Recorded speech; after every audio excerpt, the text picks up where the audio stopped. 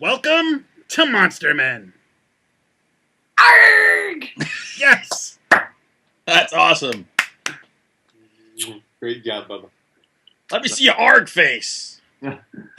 Best arg we've ever had. Your arc face?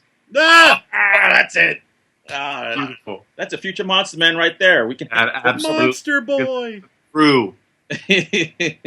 That's our guest, Jonathan Janz and Little Part two. Janz. We're tired of talking about him now.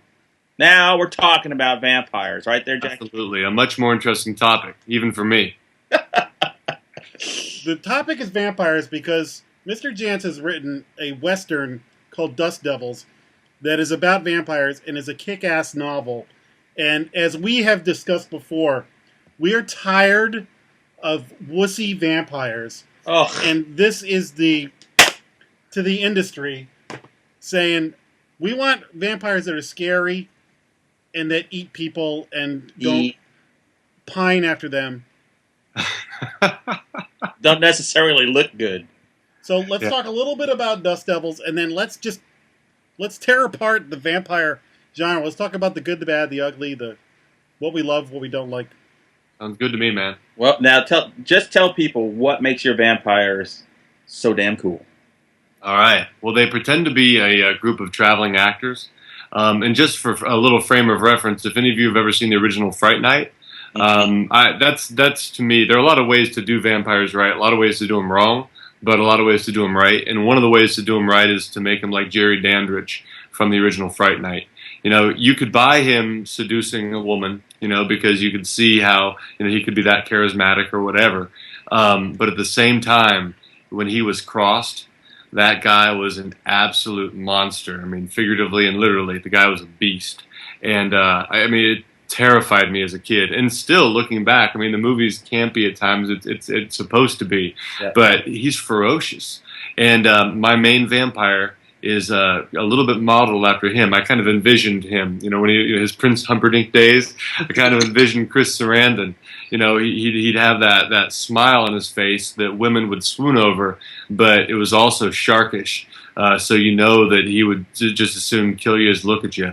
And he did in Fright Night. And in Dust Devils, these vampires, there are 5 of them, they travel from, 1885 New Mexico, word doesn't travel very fast. So they travel from town to town in this black coach, just this completely pitch black sable coach, and they stop and they perform their little show. But they have to recruit townspeople, usually female townspeople, and usually they leave a lot of carnage and suffering and death in their wake, and they don't discriminate. They kill women and men and children, and the story picks up with 2 survivors of what's happened, or at least 2 people that weren't killed. Their loved ones were killed, but now the main character, Cody, who's 24, whose wife has been recruited, seduced, and then murdered by the devils, and then Willits Black, this 12-year-old boy whose entire family was destroyed by the devils, that we begin with them as they're kind of staking out the devils down in a valley. They both want revenge, and that's how the novel begins. Oh, they are dirty and mean, man. And then, listen, go back and watch. We're doing back-to-back episodes with Jonathan, so you can hear us talk about this book a little bit more in that episode too, and your other works, which are awesome. But man, I think you've got a bunch of books to choose from, and the reason I went through this is, number one, I'm the vampire guy of the Monster Men.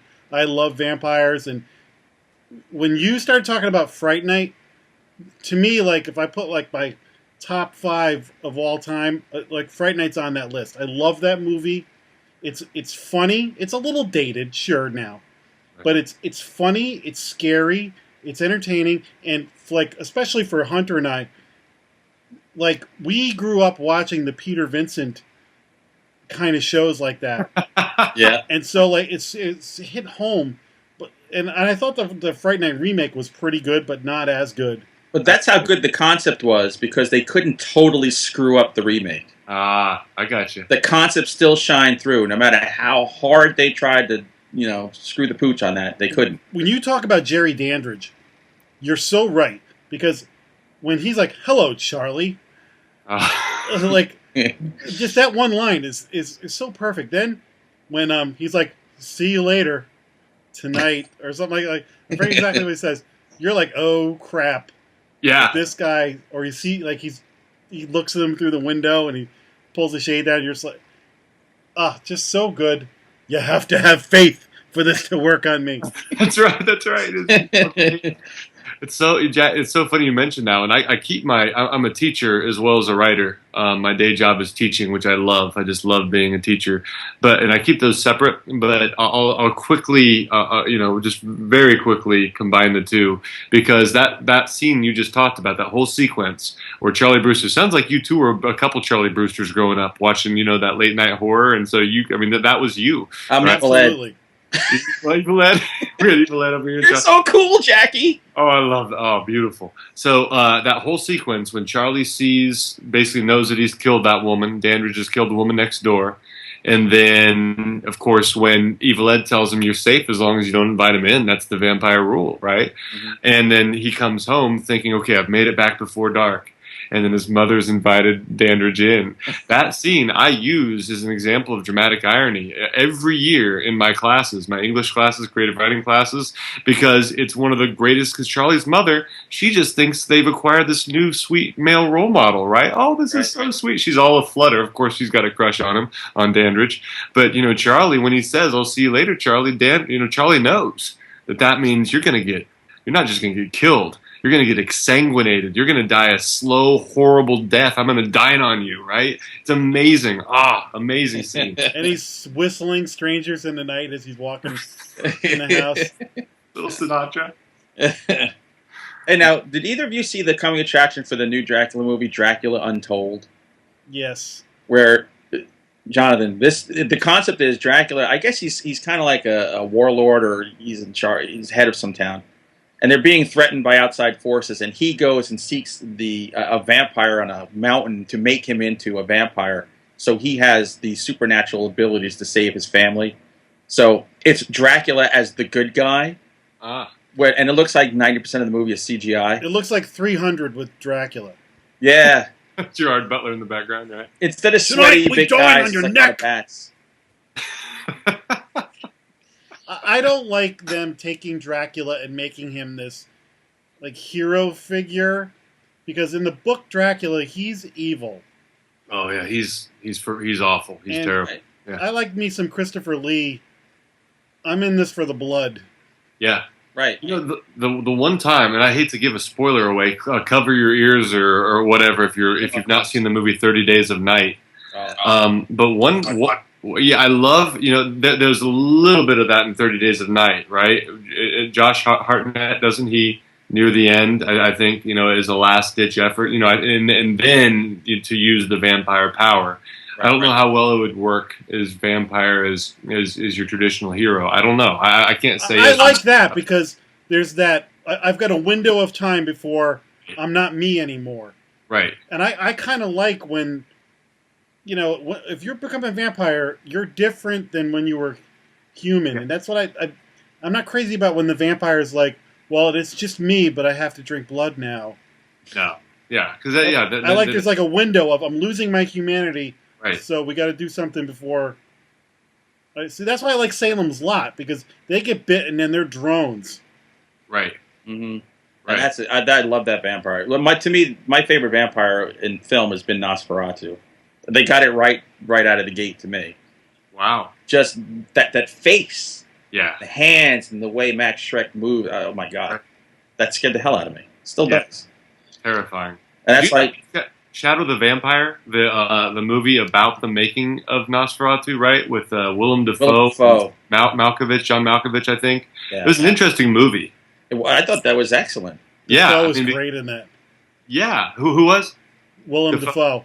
Yeah, he was, because the conceit is that this is real. It's a snuff film, right? Nosferatu is a snuff film. We're actually seeing deaths.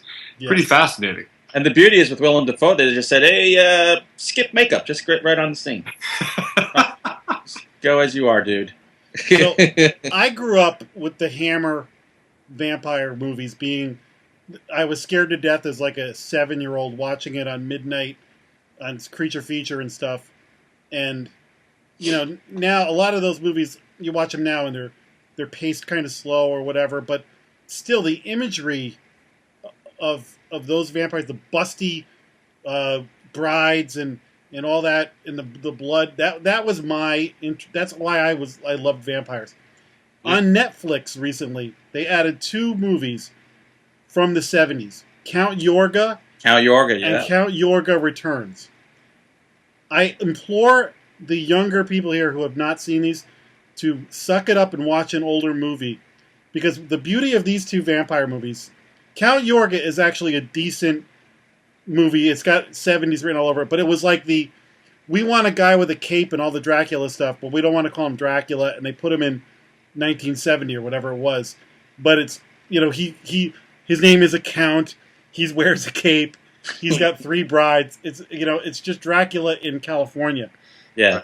And it's dated, but hot, busty vampire brides, and it's just like the classic 70s like movie. Then I watched the sequel, Count Yorga Returns.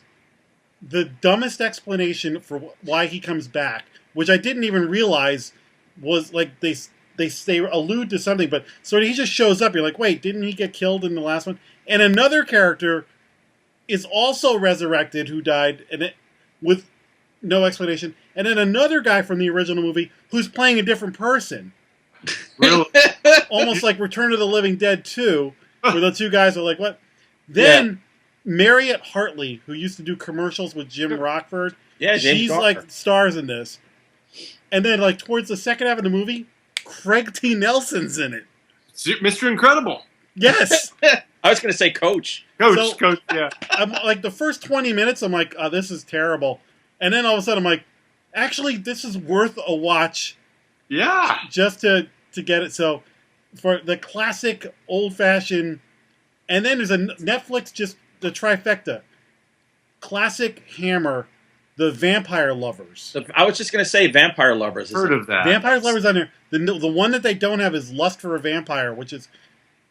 Jonathan, these are like the 70s hot, boobed vampire brides that you're like, I could fight Dracula all day. I wouldn't last a second against her because and as a matter of fact, there's the one guy, he's going to get bit because he's like checking out her boobs, but he had a cross around his neck. So when he hugs her, it burns her. And he's like, he admits, he goes, she had me, but luckily I had the cross out. It saved him.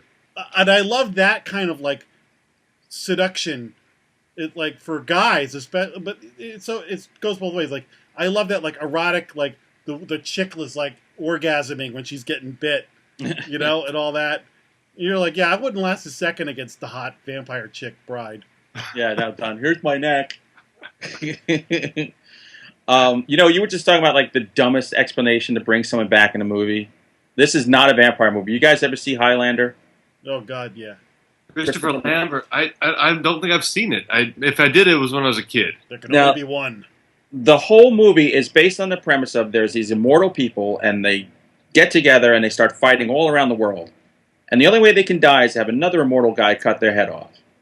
So they're all dying one after one until all that's left. Sean Connery was training Christopher Lambert. Sean Connery gets beheaded by the bad guy, Clancy Brown, and then in the end they fight or whatever. So the second one, they come back, and there's Sean Connery playing the same character. And Christopher Lambert looks at me and goes, I thought you were dead. And Sean Connery gives the greatest, this is like Bobby Ewing in the shower moment. Oh, son, it's magic. I was like, magic? Are you kidding me? There you go. Isn't the whole thing you guys... How can you refute that? Yeah, exactly. It's magic. Well, that's what I liked about Hot Tub Time Machine. Because you watch a Star Trek or... all these other time travel movies, and they've got all this crap that's just as implausible as being able to go back in time in a hot tub. Your Hot Tub Time Machine. I've not seen that yet. You guys are adding them. That's good. What, count Yorga first or Hot Tub Time Machine? Which one? I would actually watch Hot Tub Time Machine first. Yeah. Now, Jonathan, what are your top 3 vampire movies? Wow, man, put me on the spot here, brother. That's right. Thank you. Fright Night has to be on there. Love Fright Night. Near Dark. has to be on there. I love the like you guys talked about the Western feel of that. I think it is a Western. The difficult morality of that, right? Trying to navigate those murky moral waters. I love that. And Bill Paxton and then Eric Red's screenplay. For a third one, Dead and Loving It. is that Leslie Nielsen? Anytime you've got Leslie Nielsen, man, that's huge.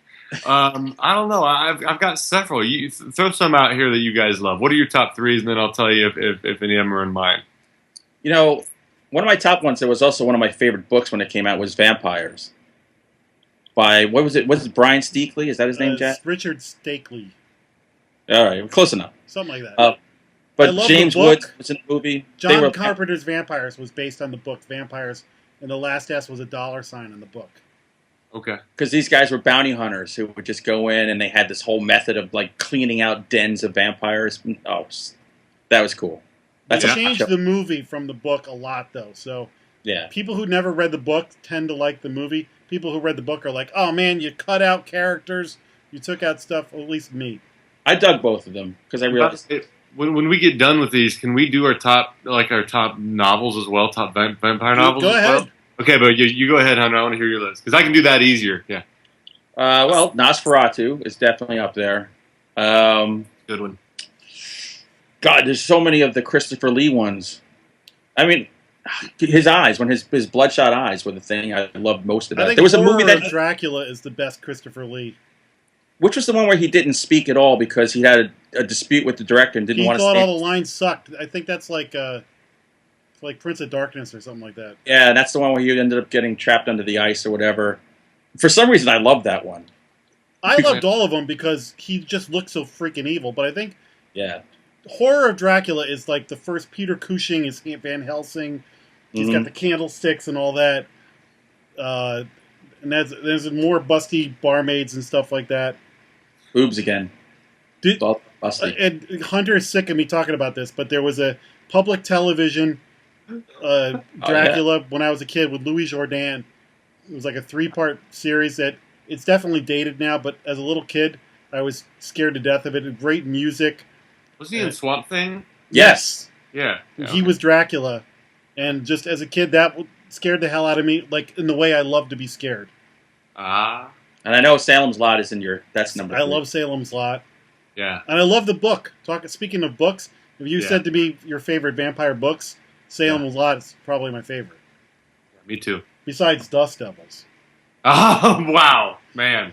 I always do say that Salem's Lot, if Stephen King was an unknown today trying to sell that book, it would never sell. No, very few editors would take a chance on a horror novel where nothing happens for 200 pages. It is kind of like just, settling back into the hometown. You get intimations of evil, the Marston house and somebody was hanged there, right? Or Hubie Marston. Hubie Marston, right. So you get these moments of dread, but you don't get action.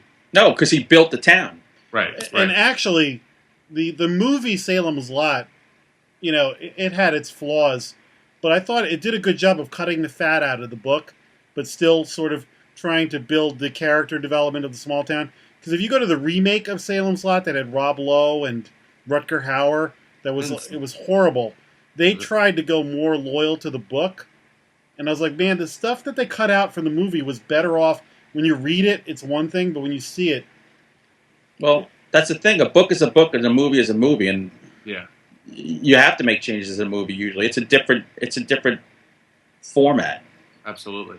So books don't always work if you just go word by word. What'd you think of the Fright Night remake? I've not seen the Fright Night remake. I'll tell you this: it's good. I wanted to hate it, and Colin Farrell. Yeah, Colin Farrell. He's great. He's because he puts a different spin on Jerry Danrich, but he pulls it off. It's not as good as the original, but it's an entertaining movie. Peter Vincent is probably the weak link in it. Who is? Peter Vincent.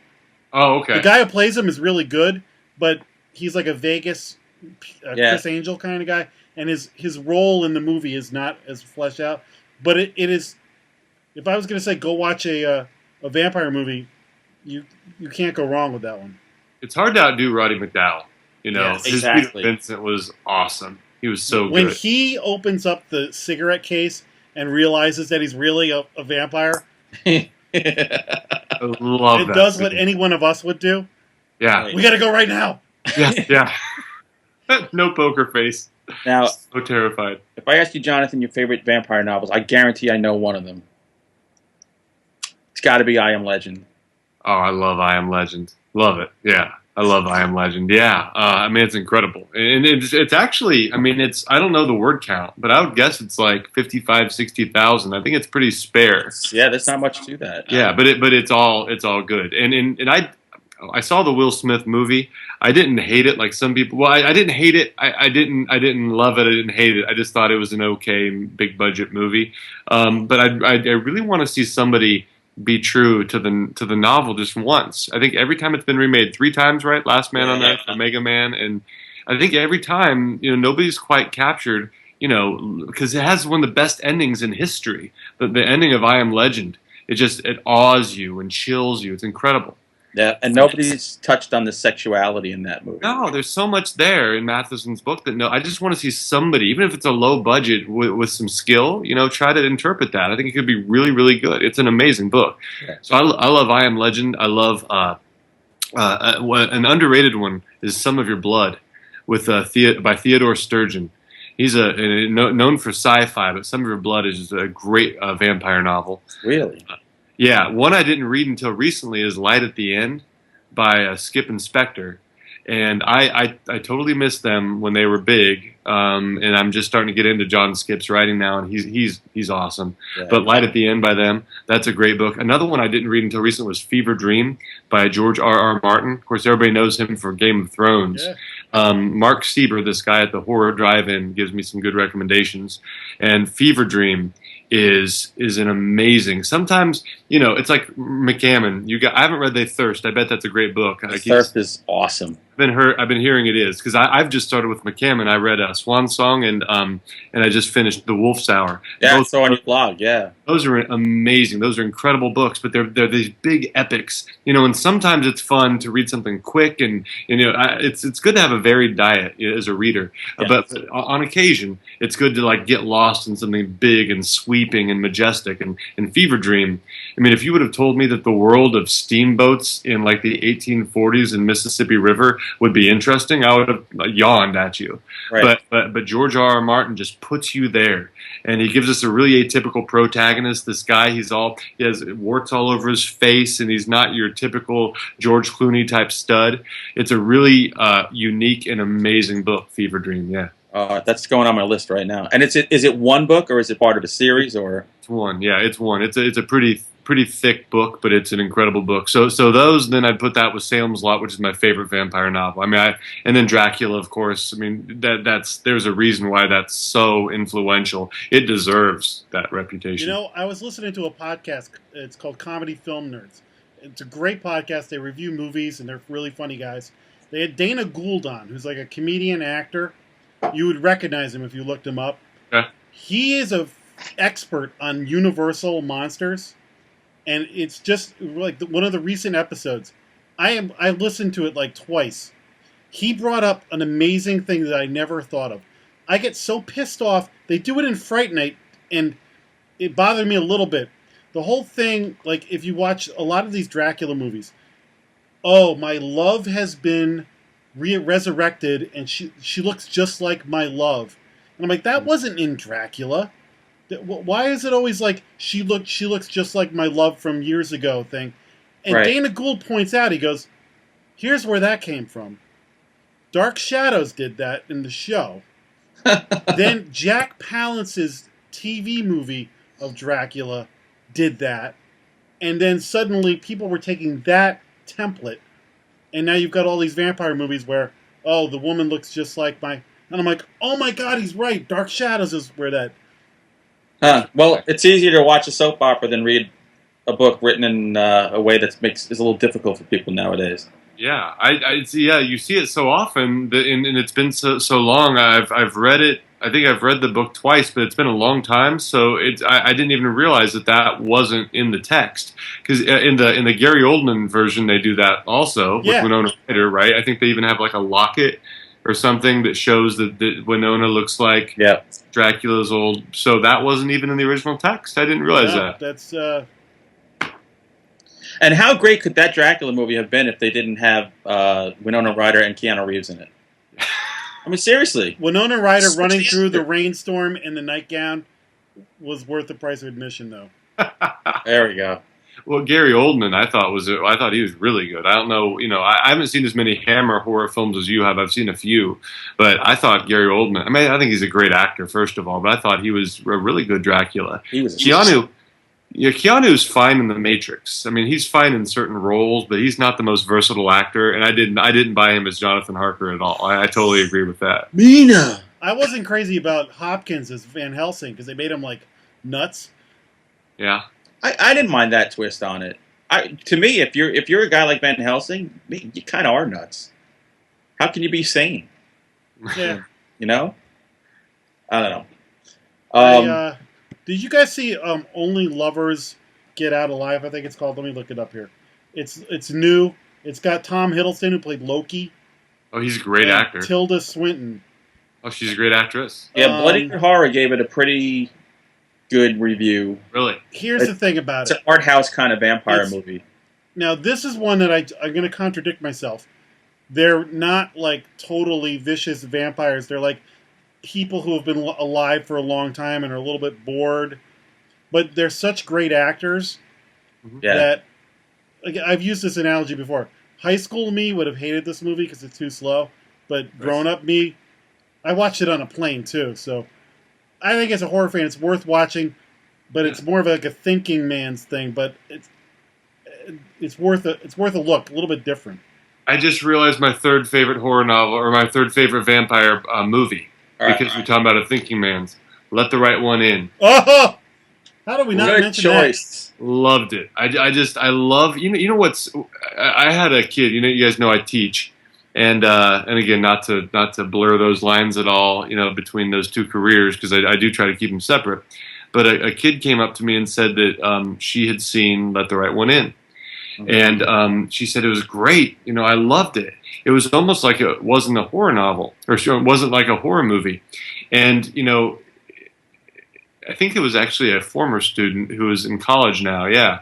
And the thing about that, it just, not to open a can of worms here, guys, but, and I was nice to her about it, her comment, but it just spoke to that huge lie, that huge stereotype that people have about horror, that, if it has death, if it has anything other than splattering blood. And, splattering blood can be great, of course, but there's so much more to horror than that, right? And people, I think maybe more than any other genre, I mean, maybe romance readers feel this way too, because I'm sure people dismiss that. People are so dismissive of horror.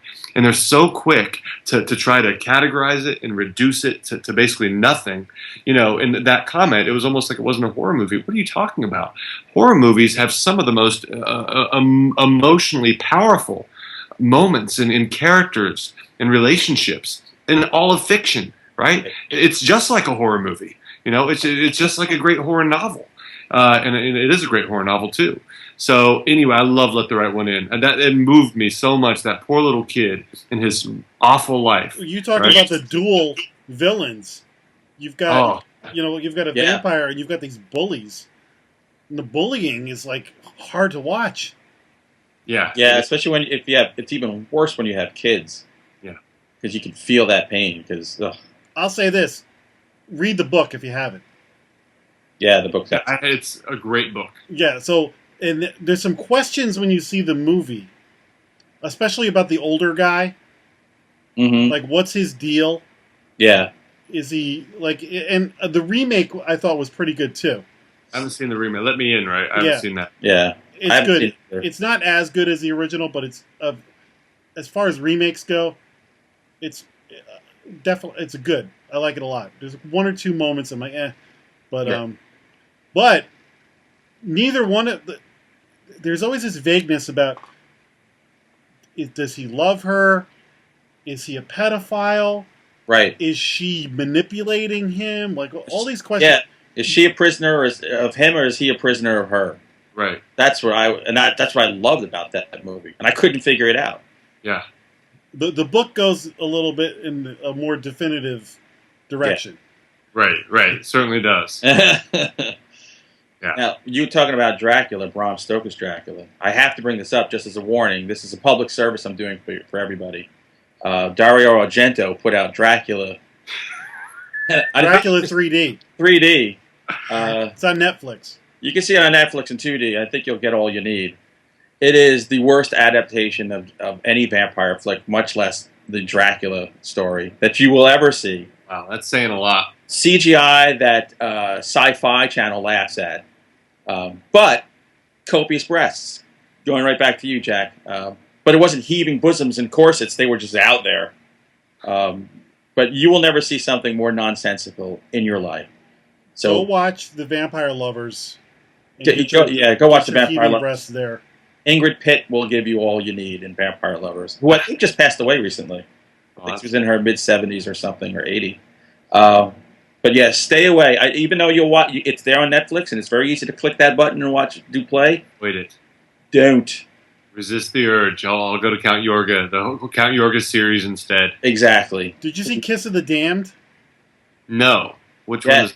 You maybe watch that, Jack. Kiss of the Damned is good. It's a newer movie. Don't watch it with your wife, dude. You're just going to get in trouble. Speaking of the Damned, which I've also not seen, but not Kiss of the Damned. Kiss of the Damned, when I was watching it with my wife, goes, what is this, a porno? They don't put pornos on Netflix, do they? I was like, there's a lot of sex in this. A lot of explicit but sex. But it's got good old-fashioned vampire moments in it. There's some throats getting torn out. It's strange. It's not what you think it would be, but it is very good. I'll give it that. Hey guys, before we close, we got to throw out a shout out to the hook of a book. Oh yeah, absolutely, Erin. That Erin lady? Yeah, she's awesome. Erin Let's blow her a kiss. No, Erin, really, you do good by us. Yeah, absolutely. Thank you very much, Erin, for all your help. I feel like she's like the patron saint of Sam Hain authors. She is. She's Somebody quickly describe hook of a book for everybody so they know what we're talking about. Yeah. You want to go? Go ahead. I mean, it's a book blog, first of all, as you would imagine, and Erin does reviews, and she does a lot of interviews, articles about all different genres. I mean, she dabbles in horror, but I see on there a lot of historical fiction, some romance. Fantasy. Yeah, all kinds of stuff. And she's a very astute reader and just an excellent person, and really has been just a great part of our support network, I would say. Yeah, she's a first reader for a lot of people. She's done first reading for me and a lot of promotion. And how it ties in is she's also a vampire. Little known fact. I never knew. Yep, she's actually 700 years old. Doesn't look a day over 600. Oh, dude, you're in trouble, Jack. All right, so we got to wrap this up. Mr. Janz, please plug away. What should people be reading? What should they be? Exorcist Road is the latest. Yeah, it is. Where can we find you? What are you up to? What's next? All right. So you want to give him an hour? That's great. Hey, man, I'll just in 1 minute. What do you got? Filibuster. Okay, a couple things before I forget. One other vampire novel, Live Girls by Ray Garton. Phenomenal book. And then what to read? Before I forget, you've got to read Hunter Shea. That should have happened by now if you're watching Monster Men. But if you've not read Hunter Shea yet, you've got to. You absolutely have to. And he has so many cool different areas that in which he's accomplished. Montauk Monster is a completely different kind of book than Hellhole, and they came out fairly close together. Two different publishers, but fairly close together. Great stories both. But read him. Okay, so if you're going to read me, that'd be great. Yes. I would start in one of three places. I'd start either with The Sorrows, my debut book, or I would go to my vampire western, and if you're if after this episode you're in the having a hankering for vampires or westerns, there we go. Yep. Or Savage Species, which is fast-paced, kind of an epic monster novel, and it part of it was an homage to Richard Lehman, and it has that kind of fast-paced feel. But then again, I think it's definitely my own stuff. And I think it has whatever is unique about me is in this book. So any one of those three would be great starting places, or Exorcist Road, which came out this past week, and that's been doing really well and getting a lot of good reviews and buzz. So I'd love it if you read that. Yeah, great early reviews on that. Fantastic. All Thanks, right, buddy. I'll put everybody's websites, and everybody watching this, go to our Facebook pages, like this stuff, share it. Follow us on Twitter, and yep, yeah, and JonathanJanz.com. Don't be shy with the likes and the comments, people. Yeah, absolutely. Love to hear from you, Jack and Hunter. You guys are amazing. I'm so happy to finally be on here. I've been after these guys to get me on here forever. Well, this is only the first time. You'll be on many more times. So Hunter had to get a restraining order against me, and then finally, though, through the litigation process, they got me on here. Jack, my next goal is to go to one of these horror conventions with you guys. You have got to, my friend. You would love it. It's just kindred spirits, and you'd think that there'd be all these psychopaths walking around. I think the nicest people are in horror. There's so many good people. That's the horror of it, is how normal everybody is. It is. It's shocking. Really. Believe it, yeah. I got to go leave early. I got to go upstairs and call the wife, or, we're not out going crazy. It's so bizarre. Yeah. What's wrong with us? We get it all out in our writing. That's very well said. Oh, man, thanks for coming on finally. And now that we know how easy it is, we're going to have you on a lot. Love to be on here again, man. Love the show. Love Monster Men. Awesome, man. Thank you. All right, everybody. Thank you, Jonathan. And we'll see you all next time on Monster Men. Monster Men.